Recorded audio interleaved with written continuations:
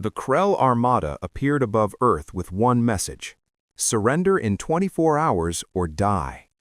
We had no fleet, no orbital weapons, no chance. What we had were factories, fury, and 24 hours. When the ultimatum came through, humanity didn't write goodbye letters. We didn't pray for mercy. We fired up every assembly line on the planet and started building. The transmission hit every screen, every device, every piece of technology on Earth simultaneously. No warning, no negotiation, just a voice devoid of warmth or mercy. Species of Sol 3, you occupy territory claimed by the Krell Dominion. Surrender is mandatory. Comply within one planetary rotation or face extermination. This is your only warning. Then silence. 24 hours to surrender or burn. Most civilizations would spend that time panicking, rioting, collapsing into chaos. That's what the Krell expected, what they'd seen from every other primitive species they'd conquered. Humanity did something different. We weaponized every factory on the planet. The world governments went dark within minutes, not collapsed, coordinated.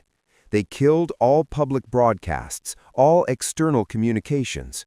From orbit, the Krell watched and waited for the inevitable breakdown of order. What they couldn't see was every manufacturing facility on Earth receiving the same encrypted message. 3 words: build or die. Auto factories stopped making cars, started making gun platforms. Pharmaceutical companies stopped producing medicine, started synthesizing combat drugs. Electronics manufacturers stopped making phones, started making targeting systems. Consumer goods became weapons of war, and the clock kept ticking. The Krell had done their homework. They'd scanned Earth from orbit for weeks, cataloged our weapons, our technology, our capabilities. They saw chemical rockets that could barely reach orbit, nuclear weapons that were toys compared to their antimatter warheads, kinetic firearms that might as well be throwing rocks. They saw a species playing with fire, thinking it was a god. Not a threat, just another primitive world to add to their collection. What they didn't understand was what those primitives could do when you gave them a deadline. Humanity doesn't just rise to challenges, we turn them into competitions. Who can build more weapons, faster weapons, deadlier weapons? The Krell gave Earth 24 hours. We treated it like a speed run. Hour 1. Global logistics networks reorganized around a single priority: raw materials to factories, finished weapons to distribution points. Every truck, train, plane, and cargo ship became part of a planetary supply chain that put corporate efficiency to shame. Traffic laws? Suspended. Safety regulations? Ignored. Environmental concerns? Irrelevant when you're facing extinction. The Krell wanted to see humanity's true face. They were about to get it. Hour 2. The first weapons came online. Nothing fancy. Mass-produced rifles that could punch through armor plating. Rocket launchers built from modified industrial equipment. Millions of them, enough to arm every adult human on Earth. Would they work against Krell shields? Maybe not. But humanity's strategy has never been sophistication. It's always been overwhelming force. Hour 3. An engineer in Tokyo remembered a research paper about electromagnetic acceleration, railgun theory. The math worked, but the power requirements were insane, would drain a city block with every shot. She didn't ask permission, just started building. Within 90 minutes, she had a prototype. Within 3 hours, she had 12 factories across Japan retooling to mass produce them.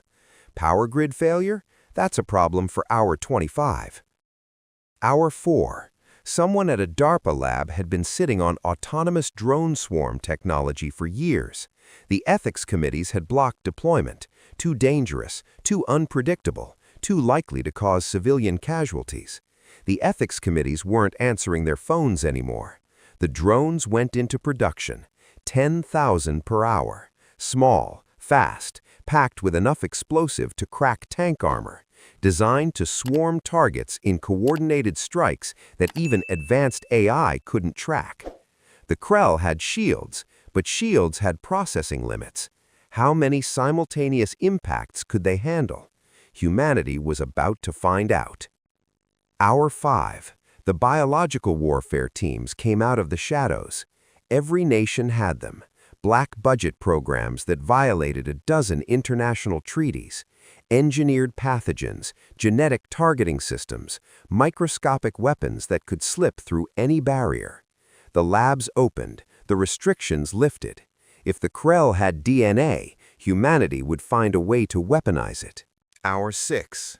India's space program had a half-finished orbital mirror network, solar energy project, supposed to provide clean power to the subcontinent, years away from completion. They launched it anyway. Incomplete, untested, barely functional. The plan? Focus solar radiation into concentrated beams, turn sunlight into a weapon. Could it damage Krell's shields?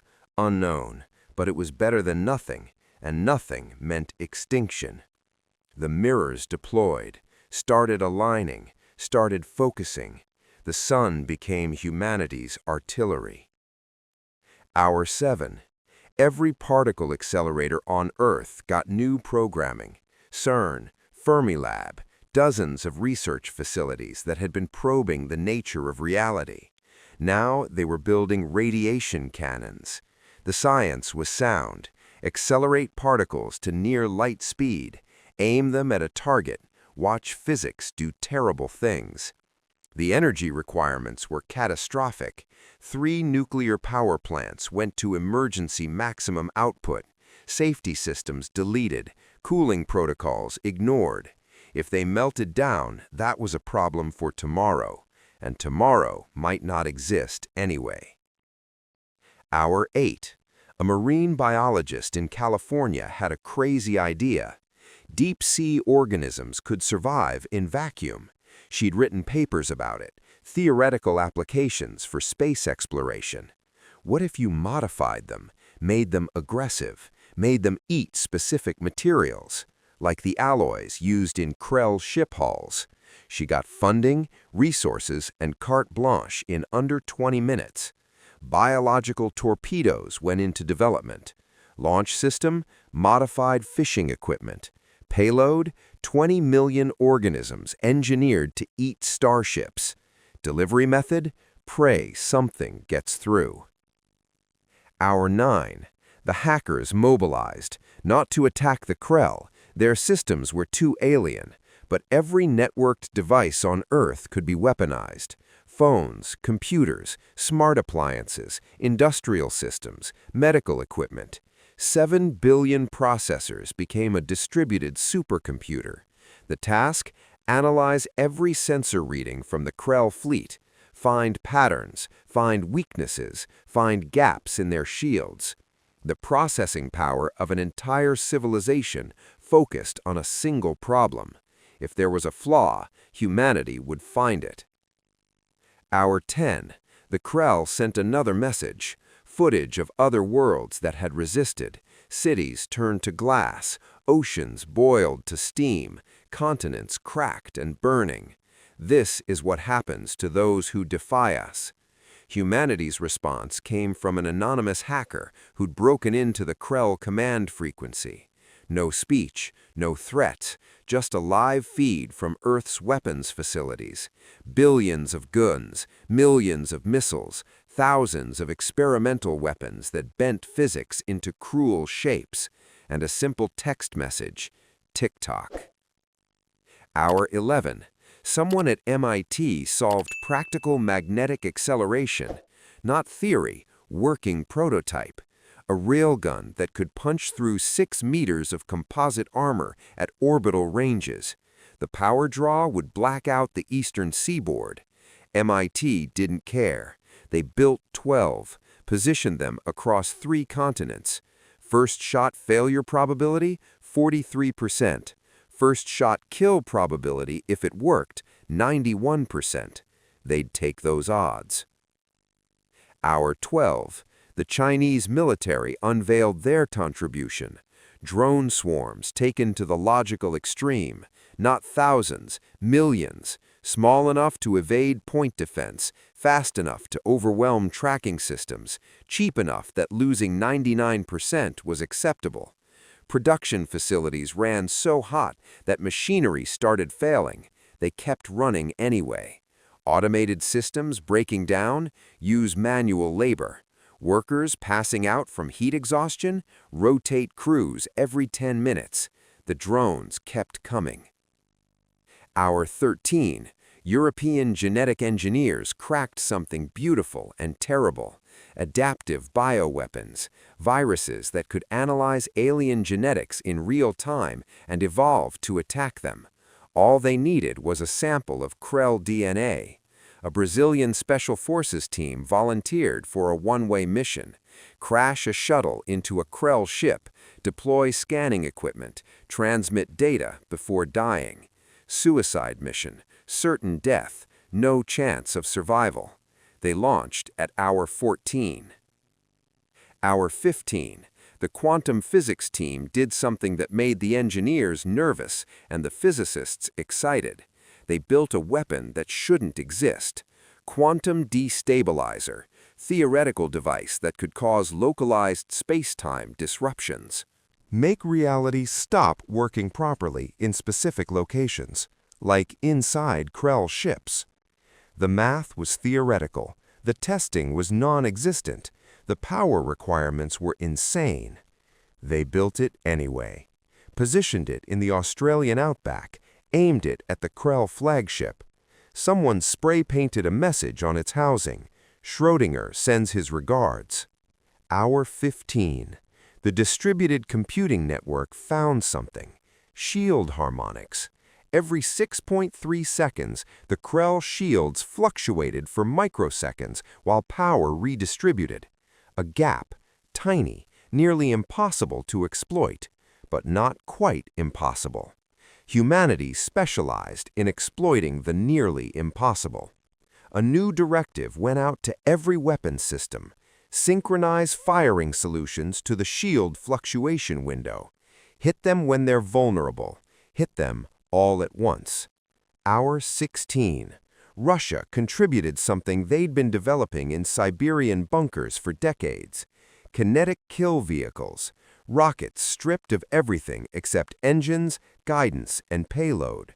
The payloads varied. Some carried conventional explosives, some carried tungsten penetrators, some carried experimental weapons that violated the laws of war. There were no laws anymore, just survival. 200 rockets aimed at the Krell fleet, launched at hour 17. Hour 17. The bioweapons teams received telemetry from the Brazilian shuttle. They'd made it, crashed through a Krell escort vessel's hull, deployed scanners.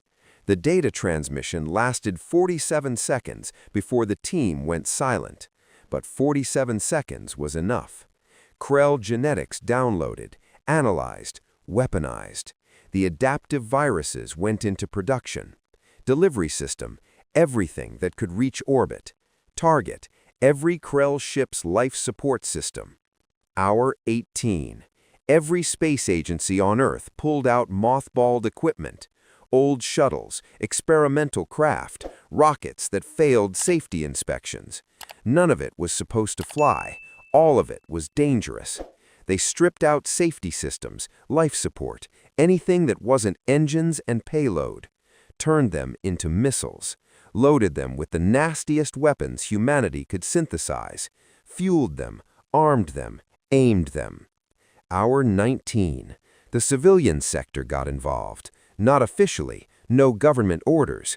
They just started building. Garage fabricators printing weapon parts, high school chemistry labs synthesizing explosives, university engineering departments building targeting systems. 8 billion people, one goal. Make the Krell regret everything. Hour 20. Final systems check. Railguns charged and aimed. Drones armed and synchronized. Bioweapons loaded and ready. Kinetic missiles fueled and targeted. quantum destabilizer, powered and probably functional. Orbital mirrors, aligned and focusing. Distributed computing network, providing real-time firing solutions. 8 billion rifles loaded and aimed at the sky.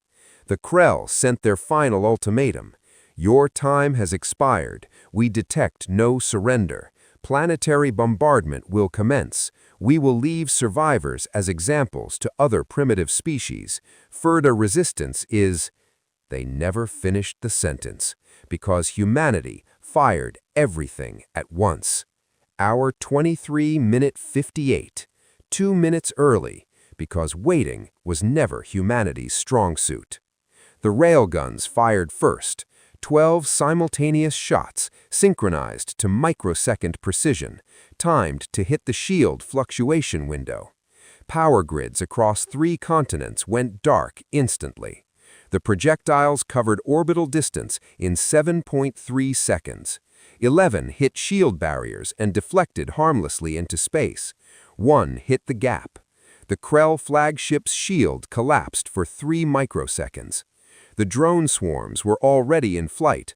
47 million autonomous weapons, cheap, expendable, deadly.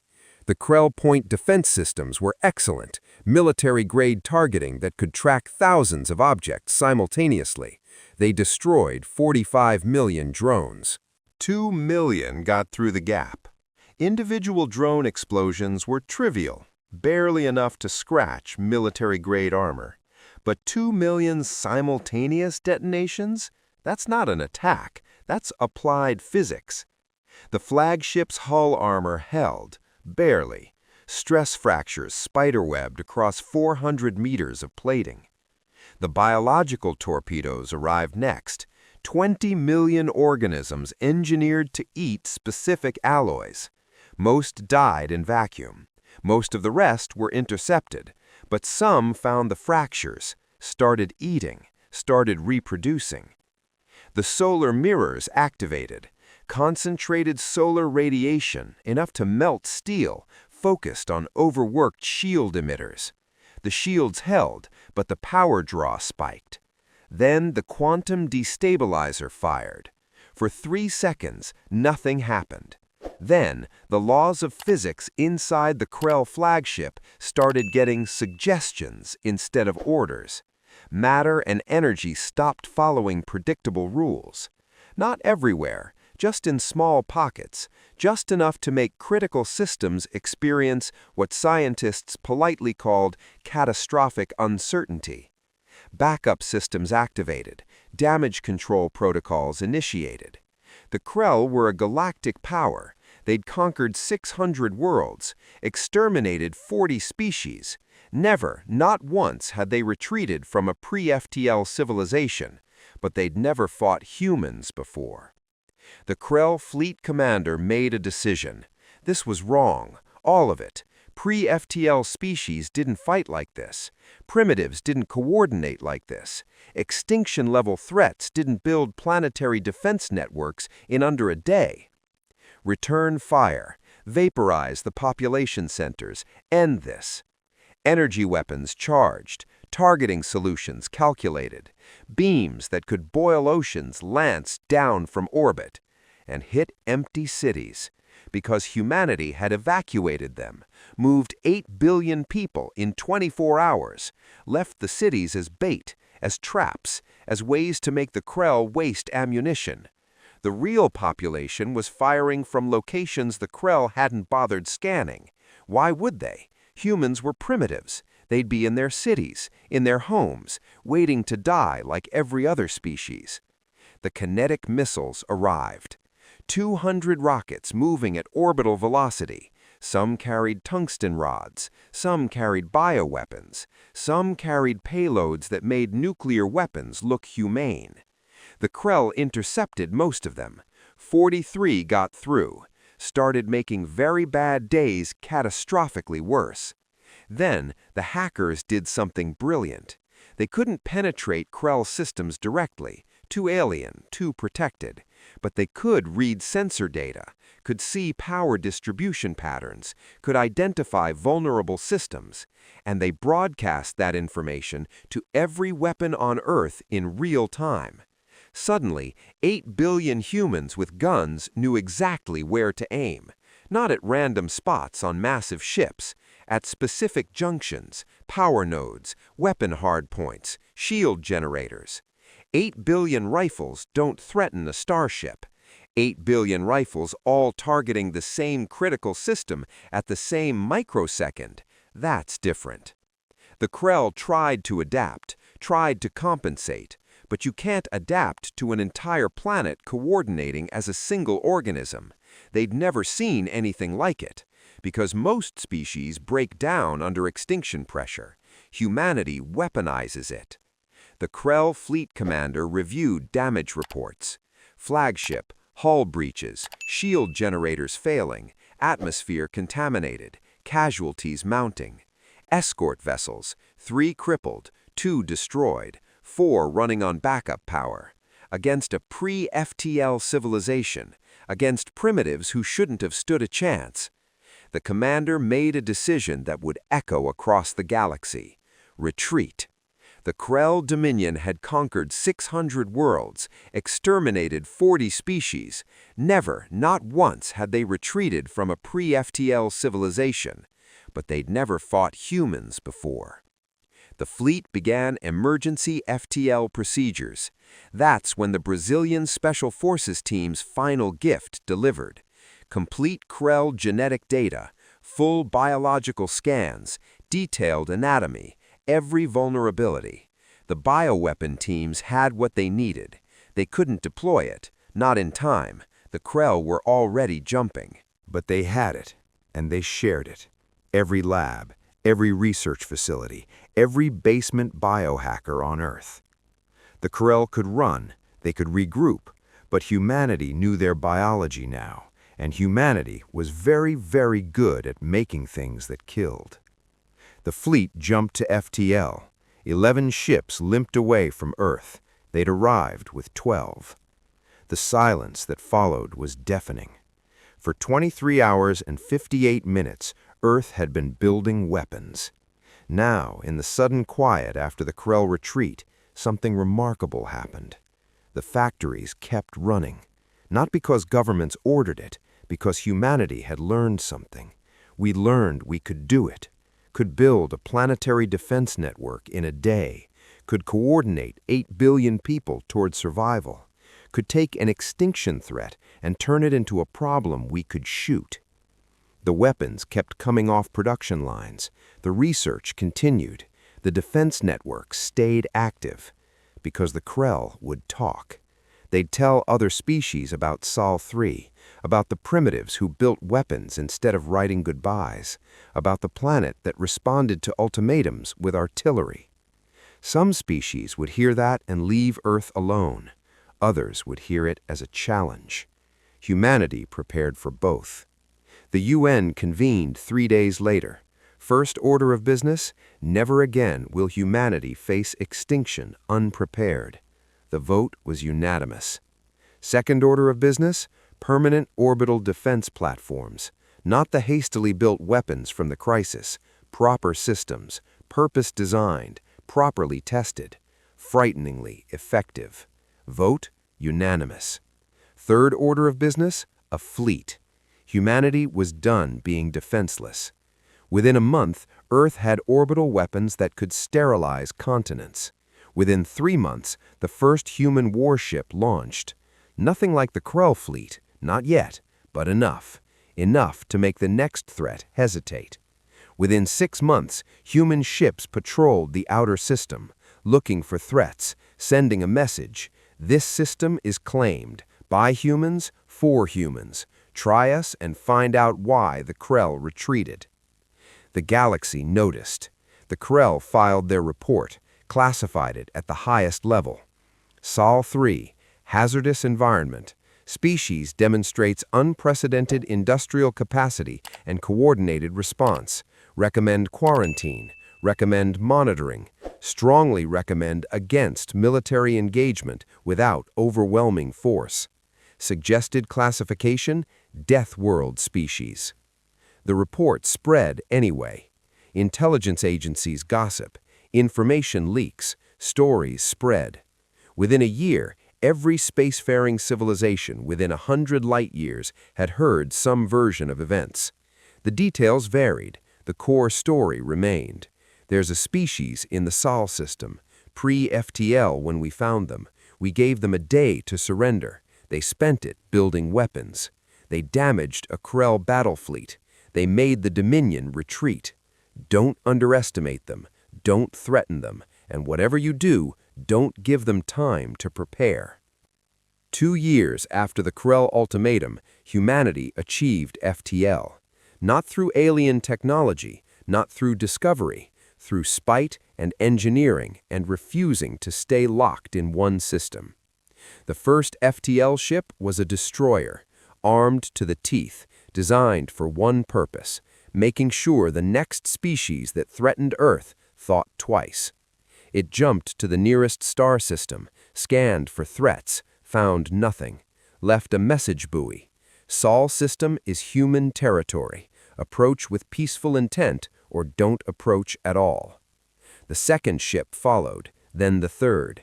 Humanity spread into the galaxy like a wave. Not as conquerors, as survivors who'd learned that the universe was dangerous, and the best defense was making yourself dangerous too.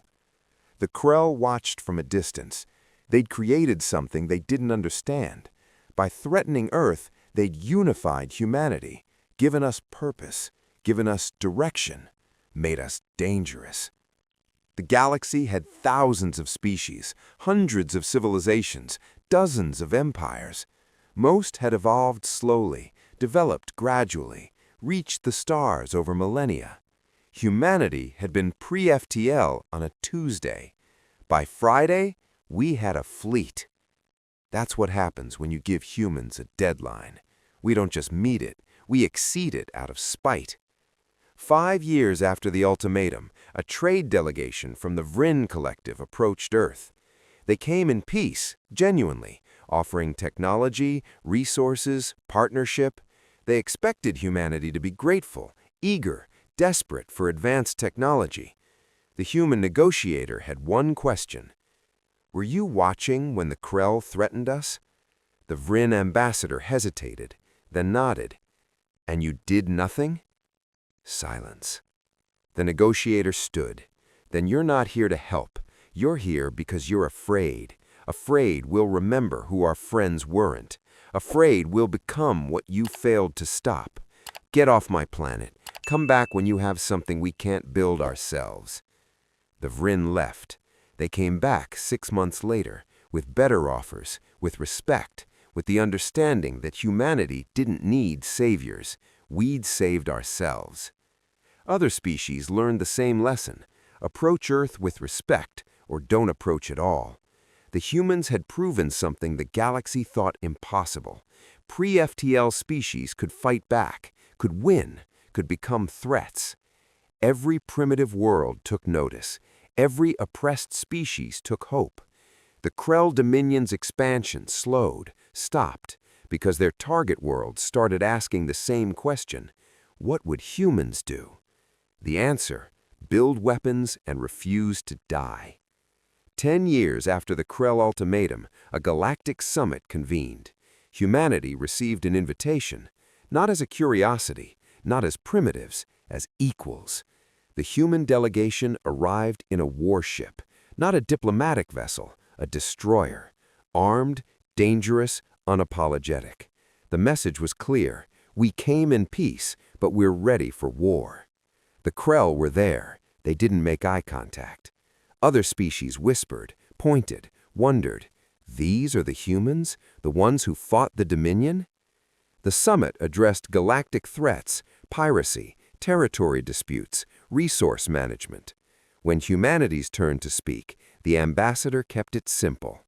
Earth's position is simple. We want peace. We'll trade fairly. We'll respect sovereignty. But understand this: we remember what it's like to face extinction alone. We won't let it happen again, not to us, not to anyone. You want our friendship? Stand with us. You want our enmity? She paused. Let the silence stretch. Ask the Krell about that. The Krell delegation said nothing. They didn't need to. Everyone knew the story. Humanity entered the galactic stage in the worst possible way, threatened with extinction by a superior force. We should have died, should have surrendered, should have become another cautionary tale about primitive species that reached too far. Instead, we became the cautionary tale about what happens when you threaten humans. The galaxy learned to fear our potential, our adaptability, our refusal to accept impossible odds. 24 hours, that's all it took to change everything. One day to show the universe what humanity meant. Not peace, not surrender, defiance. The Krell gave us an ultimatum thinking we'd beg for mercy. We gave them a war they'd never forget. And we made sure the galaxy would remember. There are 600 conquered worlds in Krell space, 40 extinct species in their history, thousands of civilizations that surrendered, and one planet that looked at their fleet and said, "You first." That's humanity's legacy. Not the species that reached the stars peacefully, the species that was dragged into galactic politics and responded by building enough weapons to make everyone nervous. We didn't ask for this fight, but we finished it, and we'll finish the next one too. The message is spreading across the galaxy, to every species watching the stars, to every civilization deciding who to threaten next, to every empire thinking about expansion. There's a planet called Earth, a species called humanity. They were pre-FTL, primitives, easy targets, until someone made the mistake of giving them 24 hours to surrender. They spent it building weapons, and they haven't stopped since. Approach with respect, or don't approach at all. Humanity actual, not a myth, not a legend, the real